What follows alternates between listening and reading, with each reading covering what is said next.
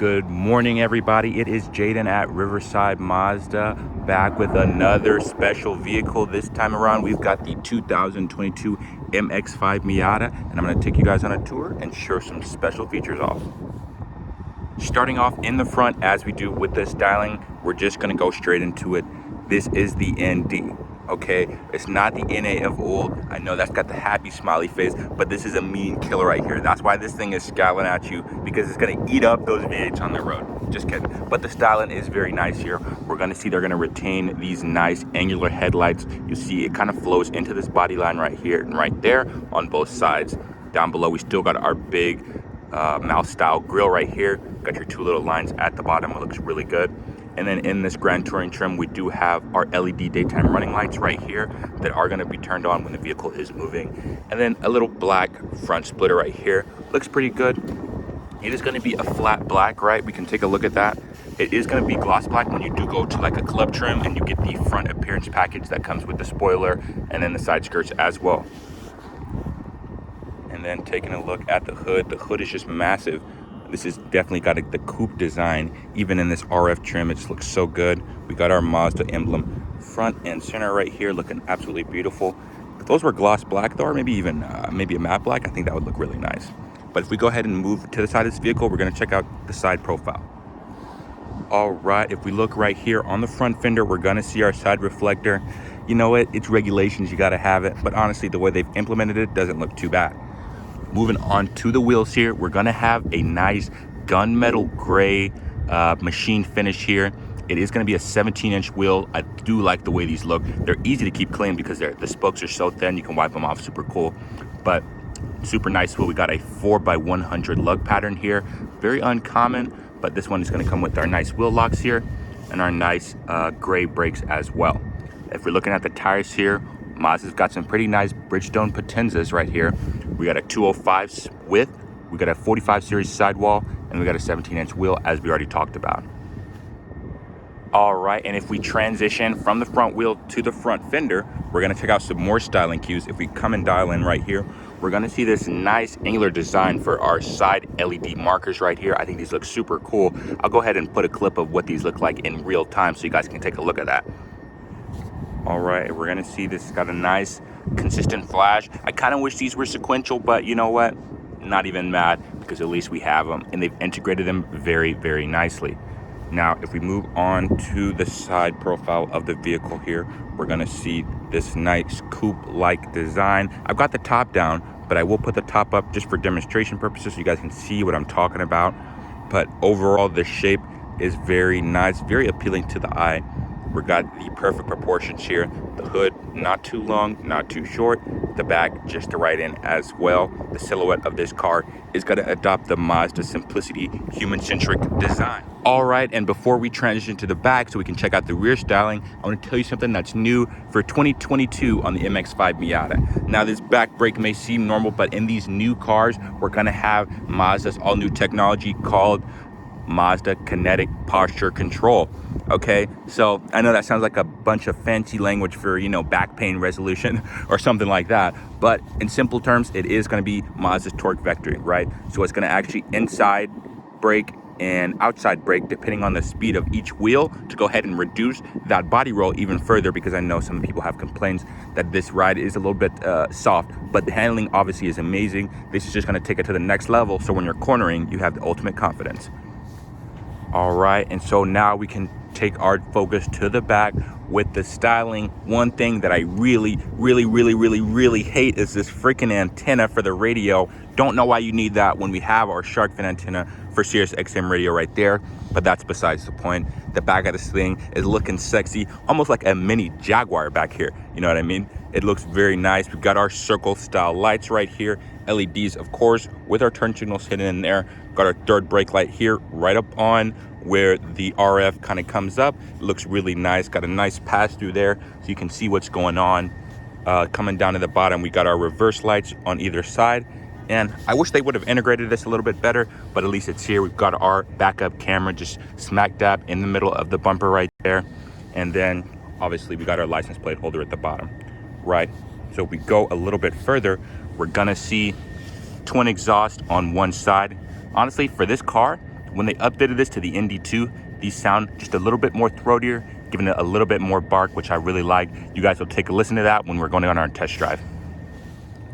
Checking out some of the naming here. We're gonna see on one side the MX-5. I know in other countries like Japan, they're calling this the Roadster, but here in America, we call it the Miata, even though the branding is MX-5, just a timeless name. Going over, once again, we're gonna see that Sky Active G. We're gonna go a little bit more in depth. When I go to the front side, we go into the engine. We're gonna talk about the performance.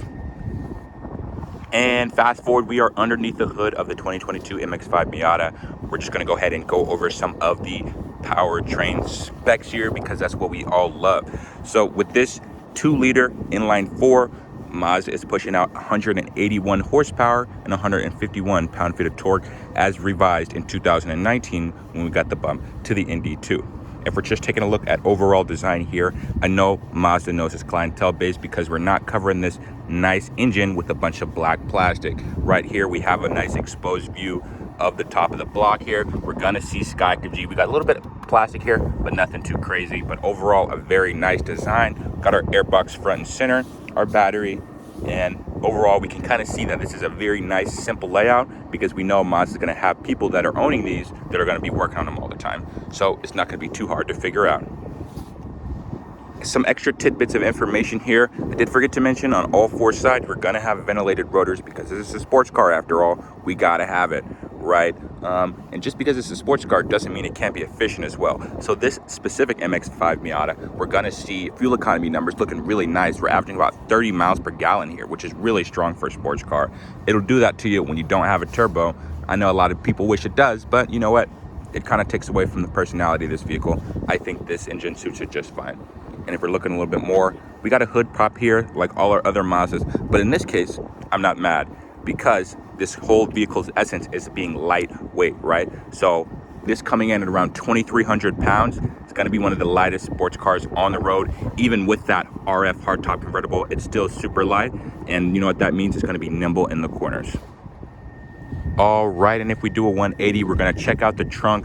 First and foremost, we're gonna look at our actual trunk here, the lid. We're gonna see there's no liner, right? Because as we talked about in the front, lightweight is the whole goal here. So why waste the liner weighing it down when most people aren't really gonna care about that? Hop in the trunk here. We're gonna see, if we're being honest, not too much space here, right? So you're gonna be able to fit maybe a duffel bag and a backpack, right? 1 carry-on at most. We're not gonna get a whole bunch of space here, but you know what? When you have these cars, practicality isn't your whole goal. So if that's what you're looking for, I suggest you check out a CX-5. And moving on from the trunk here, we're gonna go on the inside. Forgot to mention how beautiful this snowflake white metallic paint is. Let's get a close up here. We can see this thing is just a sparkly beauty, right? But we're gonna go ahead and hop inside here. We are gonna get keyless entry right here. We'll see our little button. Once locks it, that unlocks it, and we'll go ahead and hop inside and check it out. All right, guys, inside the 2022 MX-5 Miata, we're gonna check out some interior styling. If we're gonna start down here, we're gonna see this nice aluminum trim along the door sill here. Looks very nice. I like the aluminum touches. In this car, I know you're used to seeing a lot of carbon fiber at this level, but Mazda's keeping it very simple, classy with the aluminum. If we transition kind of to the front here, we're gonna take a look at our pedals. So this being the Grand Touring trim, we are gonna get these rubber pedals, but in the club trim, we do get the aluminum pedals because I know that's what everybody loves. All right, and moving on to some more interior styling cues here. We're gonna check out the steering wheel first. We're gonna see some nice cross-stitch gray stitching right here. Looks really nice, really classy here. Going up to the gauge, we are gonna get our analog gauge, which is really cool because this is a driver's car, right? So new for this 2022, well, actually since 2019, when it got the ND2 revision, we're gonna get a little bit of a higher rev range, going all the way up to 7,300 RPM out of this little 4-cylinder. It does the job great. I like how they put the RPM in the middle instead of the speedometer, because when you're hitting the canyons, that's not what matters. You just want to see where your revs are at. However, we do have our nice analog mile per hour gauge here right on the right side. And then on the left side, we're gonna have a digital gauge that shows things like fuel economy, if we cycle through here, trip A, trip B, next service, and then miles on a full tank. And then moving out a bit, we're gonna check out some more things. We got our nice aluminum door handles here, and we're gonna get This stitching right here, which is a new color for 2022, is our terracotta, right? We're gonna check it out with the seats because we do have terracotta nappa leather in here. But we can see they carry the stitching all throughout the upper and lower of the door here. We got our nice carbon style, not carbon fiber, but carbon style door trim here. We're gonna see window switches, unlock, lock, and our mirror controls here. Transitioning a little bit onto the vents, we're gonna see the aluminum bezel right here. And this, we got a simple closure. Closing it right shuts it, turning it left opens it. Very easy to use and easy to understand. And then if we're looking at some more styling here, not a lot of people are gonna pick up on this and be like, this kind of looks interesting, right? So this layout actually is gonna mimic the taillight of this car, which is gonna have that circle design with the turn signal in the middle here, which I think is a nice cue. Right here in the middle, we're gonna have our hazards flash. It's gonna be nice and conveniently placed, right? Along the start stop button, we're gonna get a nice aluminum trim, as we're gonna see on all the climate controls, and this in the Grand Touring, we're just gonna see that a lot. We're gonna see it on the shifter here. I know this is a 6-speed auto, but the one I'm gonna be driving is gonna be a manual because I've gotta impress the purist out there, right? So the automatic transmission is cool, but if you're getting this car, guys, please get a manual. One cool thing about the automatic transmission though is we are gonna get our nice little sport mode here, which allows us to change the way we wanna drive, optimizing fuel economy or a little bit of spirited driving, right? We have our window up and window down button here. Sorry, top up and top down button here. I'm gonna actually put an overlay of us putting the top up so we can see what that looks like. Takes roughly about 13 seconds, but when that's going up, we got a lot of cool stuff going on. You can see the inner mechanisms of the top operation, and that takes about 13 seconds, which is really cool. All right, checking out some more things here. We're gonna see our center dial to control the screen. With these though, in the Mazda MX-5s, they're still gonna have the old infotainment system, which means yes, you are gonna get a touchscreen if you prefer that. I know a lot of people are having gripes about that, but personally, me, I prefer the dial. It's just muscle memory, I already know it off the top of my head. We're gonna see some things here, music, home, and nav. We are gonna get CarPlay here. In the 22s, it is wireless, so you don't have to plug it up. Android Auto though, you still do have to plug your phone in. We're gonna see a little jack up here, so you can plug it in, right? On either side, we're gonna get heated seats for both. And then if we go up, we're gonna see, continuing the design language, this nice stitching in a terracotta nappa leather, which we're gonna take a look at right now, which is, by the way, beautiful. This is nice, almost a clay red brown kind of color. It's kind of hard to see it in person, but it is a very nice color. We're gonna get some white cross stitch all the way down the middle, down the seat here, which looks really good in this car, in my opinion. All right, transition back to the middle here. We're gonna see seat controls here. We're gonna have some under thigh support with this rotary dial. This is kind of control that back movement here. And underneath, we're gonna slide. No power controls in this car because once again, it is all about being lightweight. That is the goal. All right, and then looking at storage, we're gonna see, oh wait, there's no glove box, because it's actually integrated behind us here. We got our center drop down. We're gonna have some nice space in there. You can fit all your daily goods in here, like your owner's manual. Nothing too big, but nothing too small. And then a nice Easter egg here is if we put the seat forward, we're gonna see on both sides, we're gonna get nice little panels here right behind the seats for extra storage. All right, guys, and as we do, we're gonna move up. We're gonna check out our backup mirror here. We're gonna see integrated, it does have the home leg. It's not frameless, but you know what?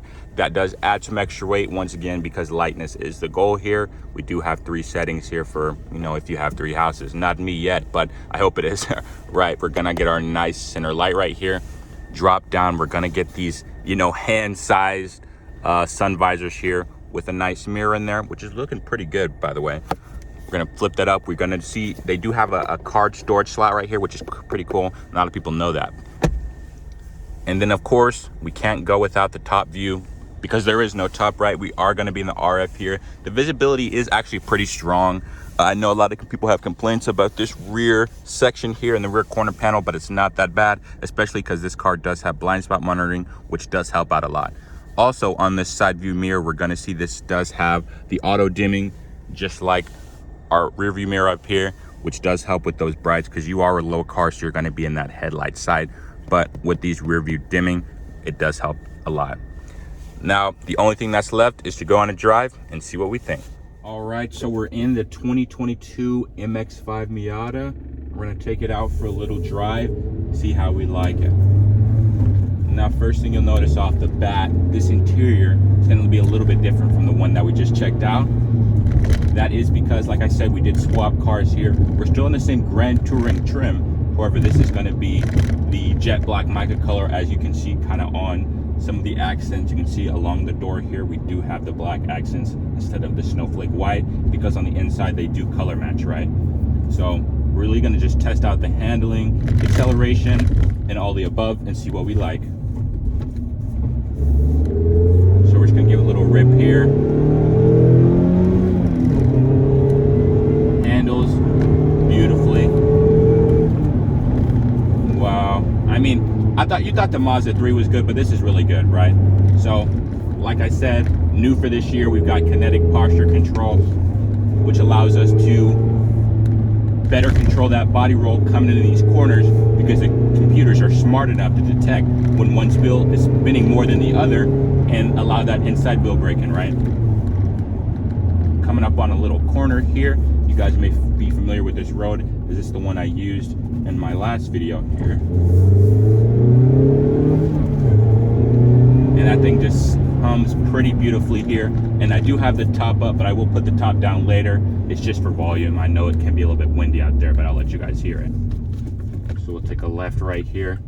I know I used to own one of these, so I can tell you firsthand, driving experience in this is going to be awesome, right? Weight distribution in these cars is going to be a nice 50-50, right? So it's actually 49-51 until the driver sits in the driver's seat. And then when the driver sits in, then it's going to be 50-50. But we can see here, it just takes these corners with ease, right? And to go along with the great handling, of course, we've got the 6-speed manual transmission. Reliable. It's got a super short throw. Definitely, if you're a first-time learner, this is one you're going to want to learn on, because it's just so easy to get on, right? So we're going to go ahead and round this corner here. Going to meet our nice Camry right in front of us. We're just saying hey. But yeah, overall driving dynamics, extremely precise, right? Everywhere I want to put the car, it just goes. And the steering is pretty firm on this, right? Now, I know they still have the club trim, which is going to be a little bit more performance oriented, with the Bilstein shocks, right? And those Brembo brakes, and then the front shock tower bracing, and the limited slip differential. But you can get the Grand Touring with the Grand Touring Sport package, right? And the Grand Touring Sport package allows us to have the extra stuff a club would, but you can still get the amenities and the luxuries of a Grand Touring, right? So we're on a good straightaway here. I'm going to go ahead and give it the beans and test out the acceleration in 3, 2, 1.